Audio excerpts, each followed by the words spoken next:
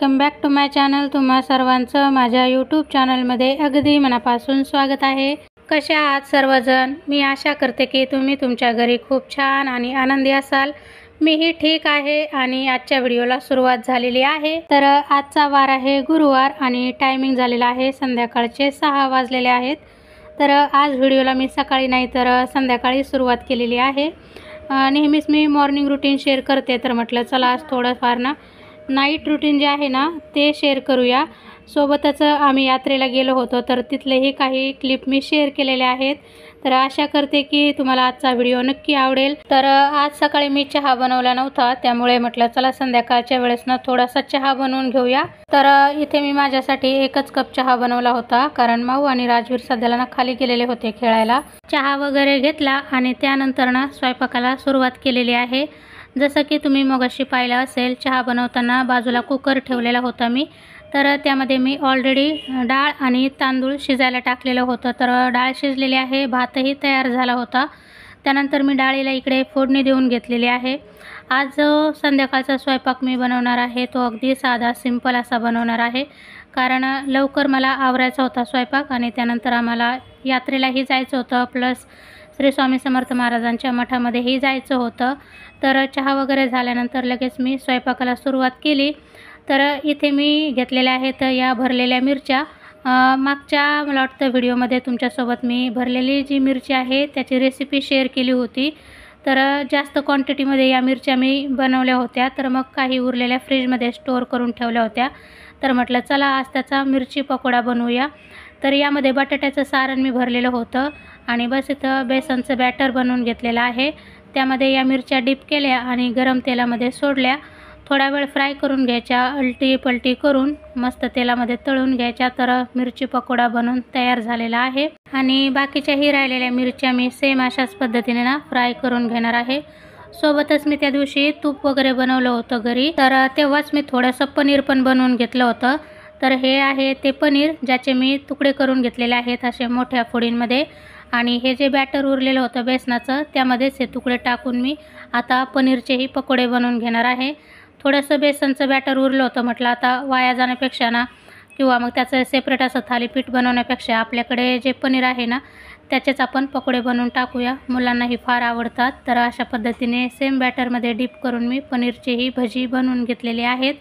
तर मिरची पकोडाही झालेला आहे, पनीर पकोडेही झालेले आहेत। तर कालचा जो व्हिडिओ मी शेअर केलेला होता त्याच्या खाली कमेंट आलेली होती की आपण जेव्हा देवाचा अभिषेक वगैरे करतो तर ते पाणी तुळशीला न टाकता इतर कोणत्याही झाडाला तुम्ही टाकू शकता। तर अगदी बरोबर आहे, मी कधी कधी बाकीच्या झाडांनाही टाकते, कधी तुळशीलाही टाकते। तर तुम्ही केलेली कमेंट अगदी बरोबर आहे। आता नेक्स्ट टाईम मी नेहमी लक्षामध्ये ठेवेल।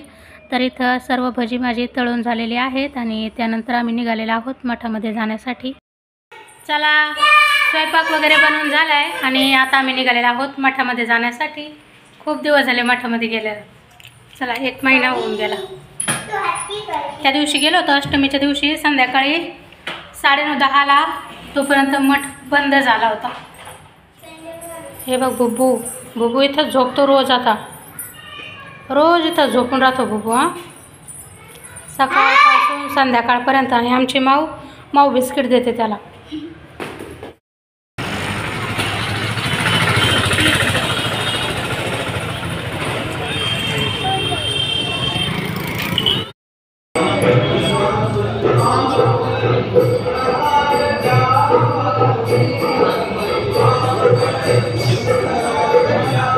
मठामध्ये जाऊन दर्शन घेतल्यानंतर तिथून आम्ही डायरेक्ट यात्रेमध्ये गेलेलो आहोत, घरी नाही आलो, कारण मग घरी येऊन पुन्हा जायचं म्हटलं तर उशीर झाला असता। एका गाडीसाठी पार्किंगचे 50 रुपये, एवढ्या सर्व गाड्या लागल्यात तर एका रात्रीमध्ये लाखभरापेक्षा जास्त होत असतील।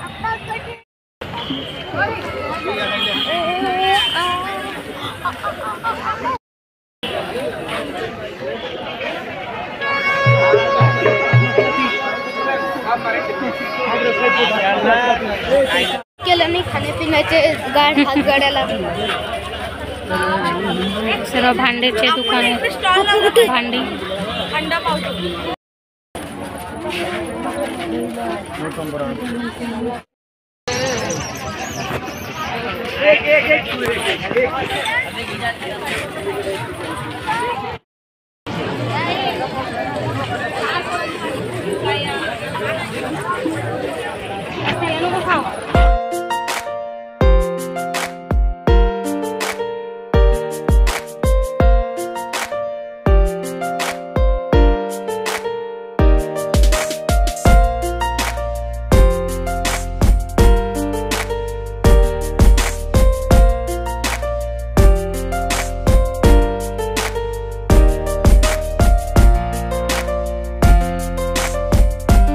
यात्रेमध्ये आम्ही पोहोचलेलो आहोत। आता सर्वात अगोदर ना इथे आम्ही दर्शन करणार आहोत। श्रीरामनवमीपासून ना ही यात्रा 3 दिवसासाठी सुरुवात होते। तर जसं आता बुधवारी श्रीरामनवमी झाली, बुधवार, गुरुवार आणि शुक्रवार असे 3 दिवस ही यात्रा असणार आहे।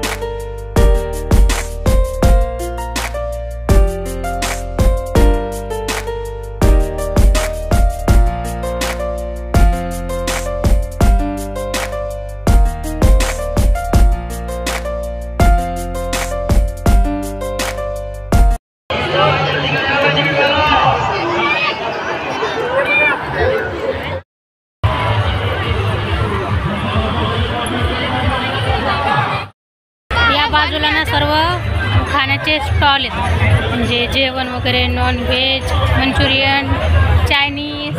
या बाजूला रात पाळणे ते